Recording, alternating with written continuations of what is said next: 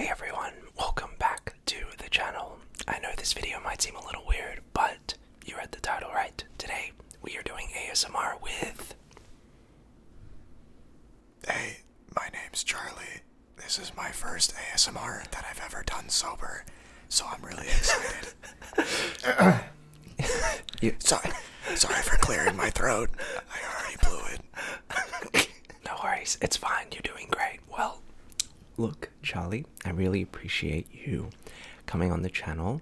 A lot of people have been asking for this, so before I had you come on for this video today, I asked if you could grab like 4 or 5 different objects you wanted to showcase your ASMR debut with. So, what did you bring for us today? This is actually a classic. There was a game called Comedy Night where you could go on stage and tell jokes, but it ended up devolving into ASMR. And some guys started stretching tape and it sounded awesome. So I'll be stretching some tape. Alright, let's see it.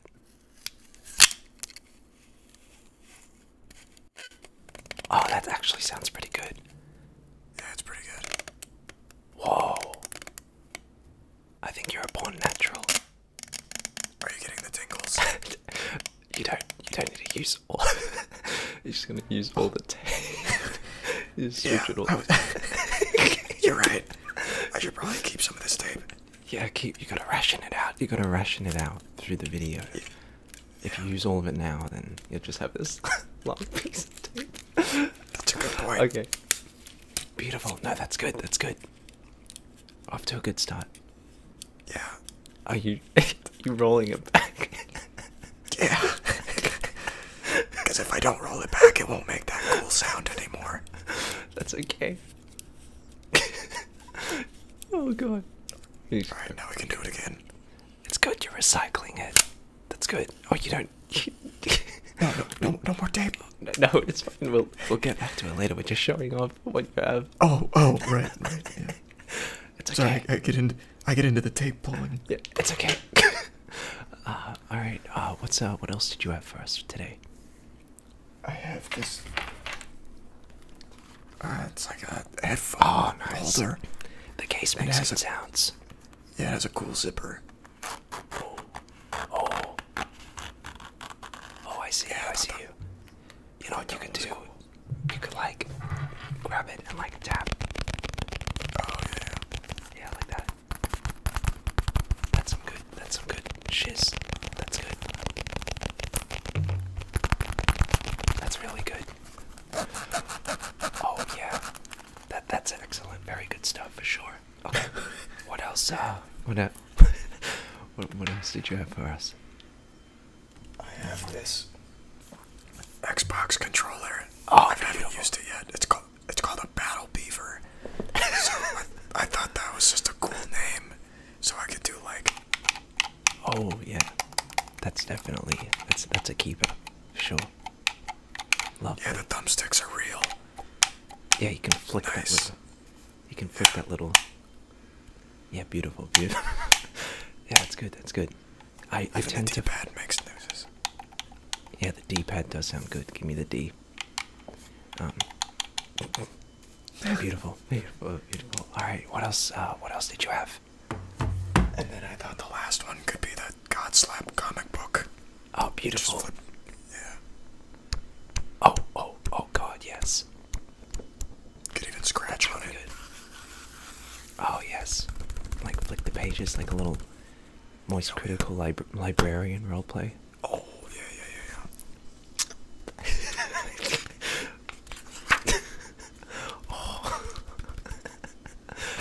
Brilliant. That's good.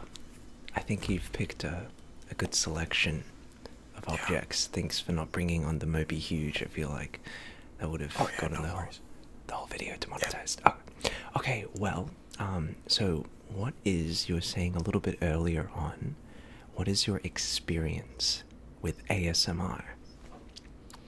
As a creator, none. But I'm going to transition into soft speak. As a creator, none. But I've been very familiar with the community since GB was that like 500 or 600,000 subs. Wow. That's when it started to like hit recommended for me. and I always found it interesting. So I've always kept up with it for quite a long time. So Okay. I've I've been very much in the know of the community, but not as a participant. Okay, so you just know a lot of the community, but you don't consume any ASMR I content have. yourself. I Oh, have okay. before, yeah. Like if I get real restless, I'll sometimes throw something on to just try and like calm down a little bit, like almost like white noise. How people put on like rain sound effects or something. I'll just have that go for like videos. So like easy listening ones like ASMR, even like old instrumental kind of music and stuff like that. Cool. Maybe what we should do is we're doing this interview is start making sounds with some of our objects. So you can grab anything you want and just in the background just tap on it. Yeah, that's a good one. That's a good one. I feel like that's a little more easy to make sounds with than pulling tape for 5 minutes. Okay. So, do you remember the first ASMR video you ever watched? And if so, what would it be? I don't remember the first one. It was definitely something from GB, but the one that's the most memorable is the ASMR bank robbery, which I think everyone's Oh, seen yeah. by now. Yeah. That's a classic. That one is definitely a classic. Okay, so what sort of ASMR YouTubers, if you do watch at all, are ones you tend to see? So you mentioned GB, and she's like the queen, but is there anyone else that you watch ever, whenever you got restless and stuff like that? Yeah, there was a JoJo. I'm not sure if you're familiar with that creator. He was in that rotation as well. Alright, And yeah, then it's really good. Frivy Fox would also get into the rotation as well. She's And then really I'm good. blanking on one of them. I think it was Glow was one of the other ones because it always Yeah. cycled through like the featured ones. So it was always Yeah. like the biggest players in the space at the time. Yeah, ASMR Glow, Frivolous Fox, GB, they're all amazing. Very good. Well, that's cool. I guess we'll transition now to some other questions about ASMR. Well, not really including ASMR. So, you've been on YouTube since 2007, and I've been following your internet journey, and it's been nothing short but fascinating and really inspiring. From starting out from, Gears of War gameplay to that infamous co-op video that was on Ray William Johnson's channel to nowadays making commentary videos to reviewing TV shows and movies to making a podcast to live streaming every day for hours to daily uploads like several times a day to creating Human Media Group and even in recent days with Moist Esports. I guess my question is, how do you maintain such a rigorous and intense schedule every day on the internet? And do you ever feel like you need to take a break? So I've got asked that question pretty recently too. I just feel like when it's something you love doing, which for me is making things of all shapes and sizes, there's just always plenty of hours in the day to do it. It's just a matter of like actually doing it. So when it comes to like making content, I save a lot of time on creating things by not making scripts, and I do it all on a whim. So I'll read some goofy news or something wild happens in the world, and I'll just immediately start a video and just talk about it and get a little wild with the topic. So a lot of the things I make don't take a lot of time to make. So I've always been able to like make what I want in a timely fashion and still have time for a bigger project like Moist Esports or like Godslap or something like that. And then streaming's always just been a ton of fun, and that's just something I do at the very end of the day after I've already done everything else I wanted to do throughout the day. And I just love doing all of it, so I just always find time for it. I've never wanted a break or felt like I needed it, and I think a lot of that comes down to doing a lot of different things, so I never get bored or burnt out or tired of doing them. So I did, however, take a break in 2011 when I had like health problems with my lung, and I was like, yeah, I don't really feel like making anything, so I took like a 6-month break and really regretted it, but I haven't since. Yeah, because I think one of the things that's really interesting about your content and what you do on the internet is that you're not exactly, you don't have a niche per se, and like you're not trapped in a box. So many times we see content creators, they get burnt out because they're just making Minecraft videos, or they're just making ASMR videos, and with you, you're sort of a jack of all trades because you can review movies, you can talk about things you're passionate about, you can live stream, you can do a podcast, you can talk about political things that have happened, or YouTube drama. So I guess it makes sense that you never really get that burnout because people are, at the end of the day, watching your videos for you rather than all those, you're not really trapped in a box, which I'm sure has really helped out with not burning out, I'm guessing, right? Yeah, absolutely. And I'm just really lucky to be in that position. It's something I always recommend to people when they're starting out is like, you can absolutely carve out a niche, but over time it's going to stop being fun at some point. Might be a year, might be 10 years, but doing the same kind of thing all the time is going to get tiresome. So it's always best to try and start finding other things as well to like supplement the normal, keep it interesting and fun. Yeah, because you see so many channels when they're trying to make that transition from, you know, what their initial audience is used to, and the creator trying to transition into something new to make sure they keep uploading videos. Otherwise, they'll just stop, and that's when a lot of channels I see take like a downswing because, you know, their audience leaves them, and then they're not getting the same views, and YouTube might not promote their videos because they're not doing so well. So it's definitely difficult when you see a creator going through that. So transitioning here, one of the few things that I love that you do on the internet is you like to give back a lot to the community, whether it's to charities or whatnot. And for viewers who may not know, can you explain a little bit about Human Media Group, what it is, and how you met people like Ben and GB? Because I didn't know for the entire time, as I've been working with Ben, that you ran the whole thing for the longest time. So, Human Media Group started when my friend Matt, he sold his last company. It was he worked his like whole adult life to build a brand, and he got investors and everything that really sank everything he worked for. So he was super down.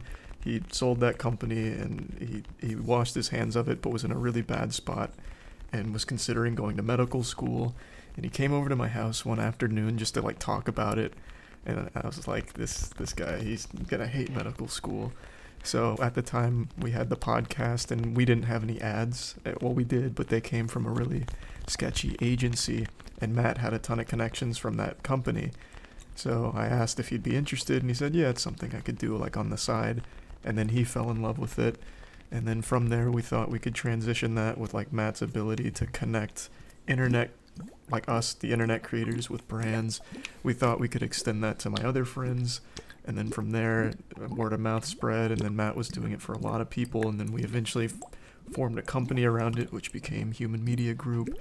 And then Ben got involved because I had reached out to GB because Matt had like, I think it was it might have been a Helix deal, and I thought it like GB might want to be involved in it. So I reached out to her, and she was like, oh, that sounds cool. Actually, you know, Ben does this for me as well. I think Ben and you guys should talk. And then we got to be good friends, and now Ben and Matt kind of run that entire company. I'm just kind of there for the ride.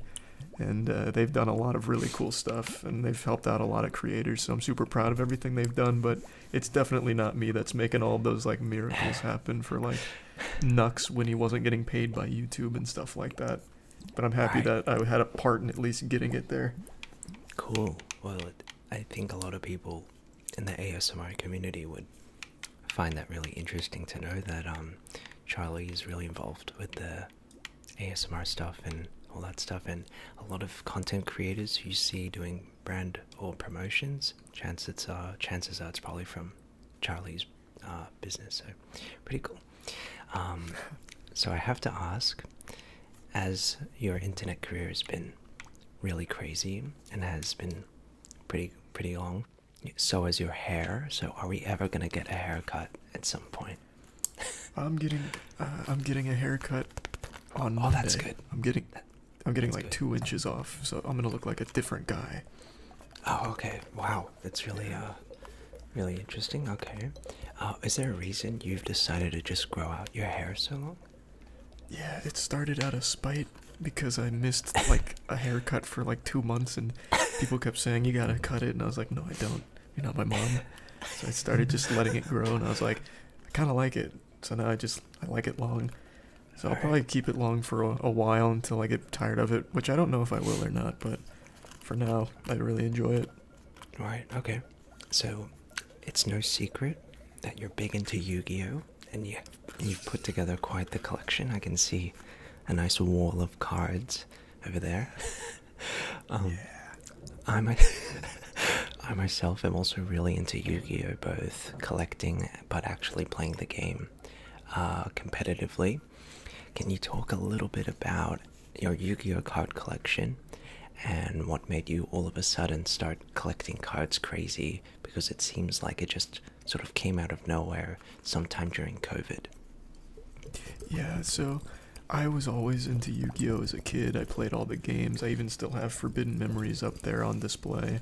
The anime was probably like one of my most watched shows, and I used to always love getting the cards. But then when I got to like high school, I just completely stopped collecting. I used to play at like Toys R Us tournaments like once or twice, but in high school I was like, I'm too old for Yu-Gi-Oh, I'm moving on.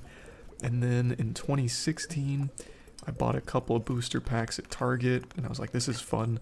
But then I liked Magic more, so I started buying Magic instead. Collected Magic for a bit until like 2017, maybe early 2018. Then just took a break from cards in general.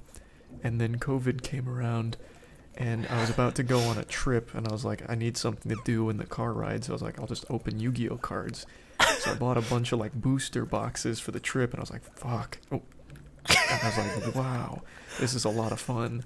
So it's just spawned that addiction again. And then I always had the dream of collecting every cool Yu-Gi-Oh card when I was a kid.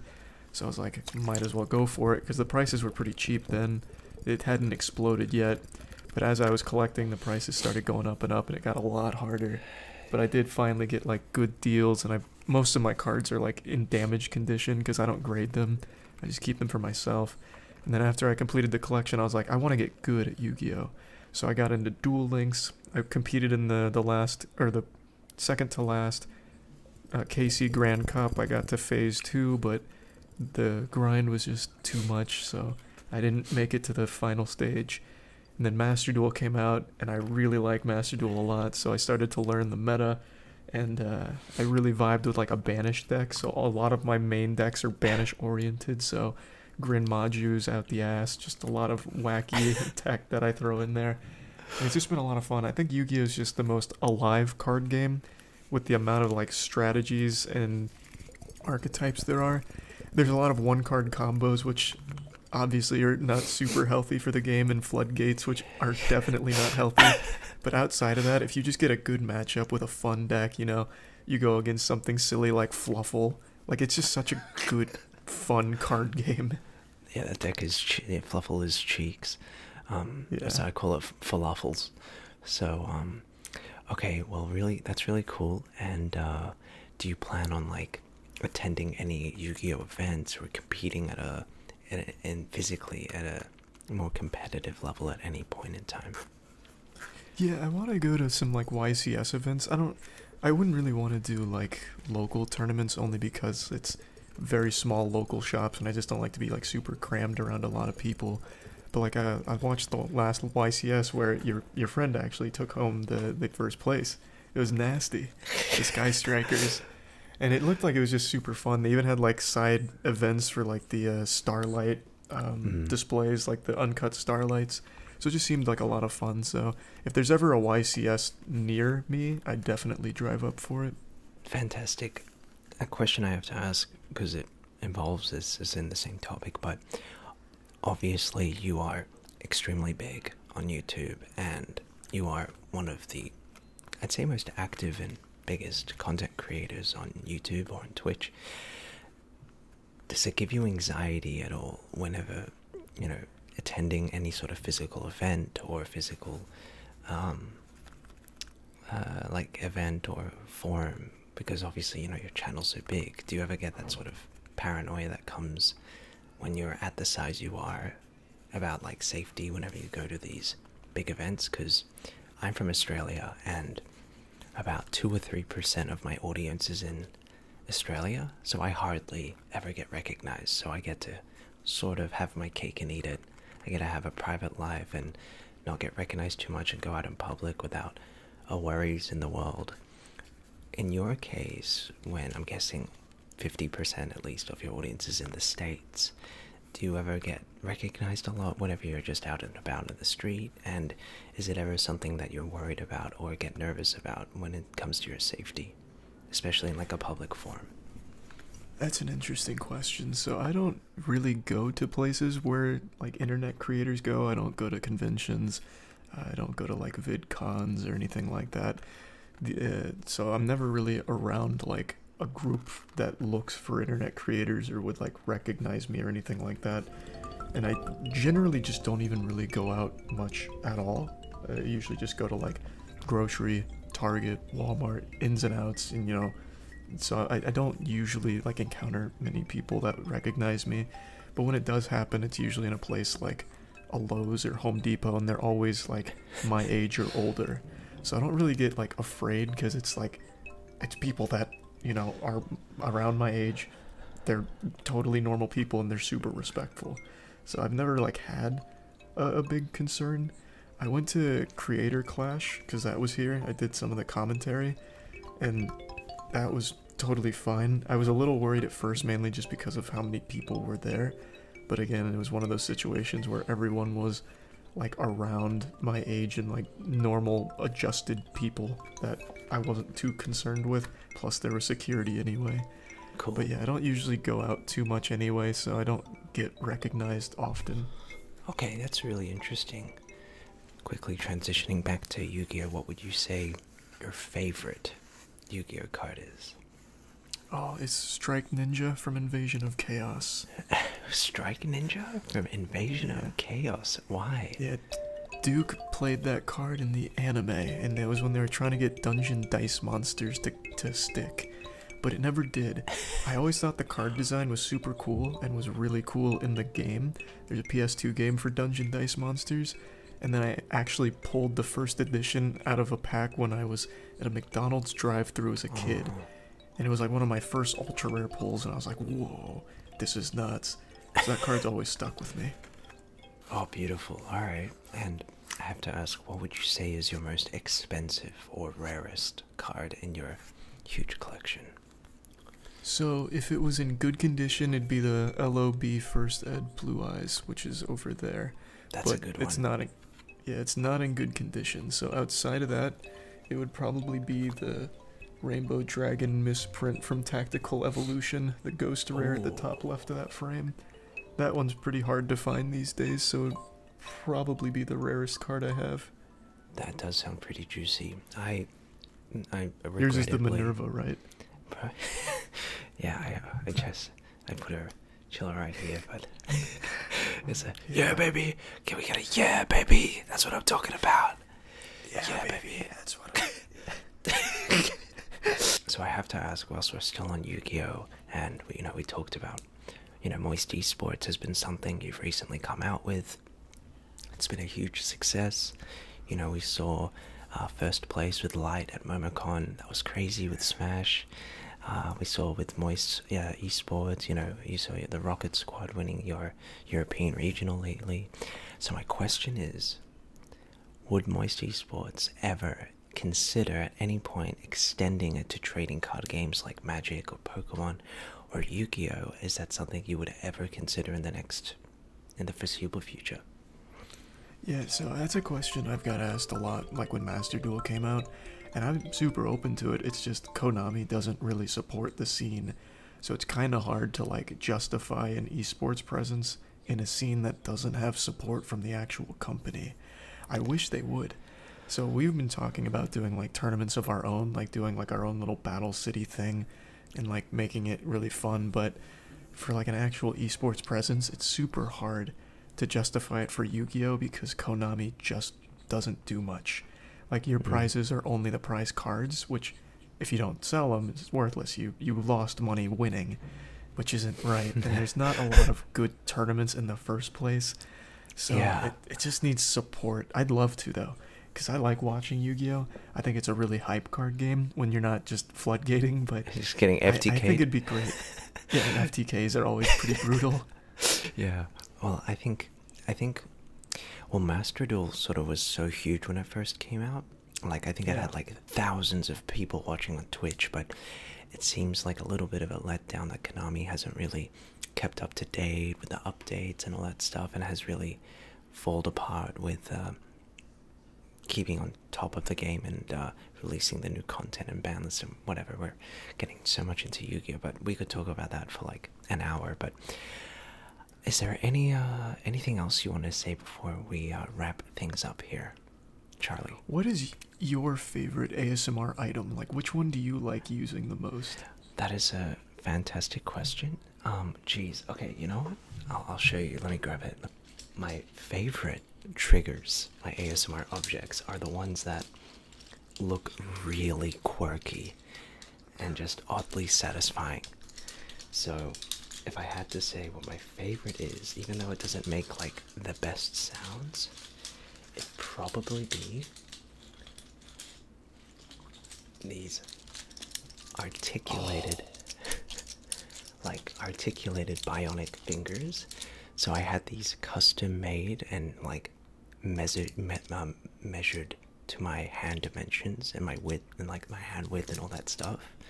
And I ordered this in the beginning of COVID, and they took 2 years to make. And yeah, they got them custom made. So like, these are pretty cool and look really creepy, but they're used in cosplay. They're used in cosplaying and all these things. So this is probably my favorite ASMR item at the moment. And like, That's really cool.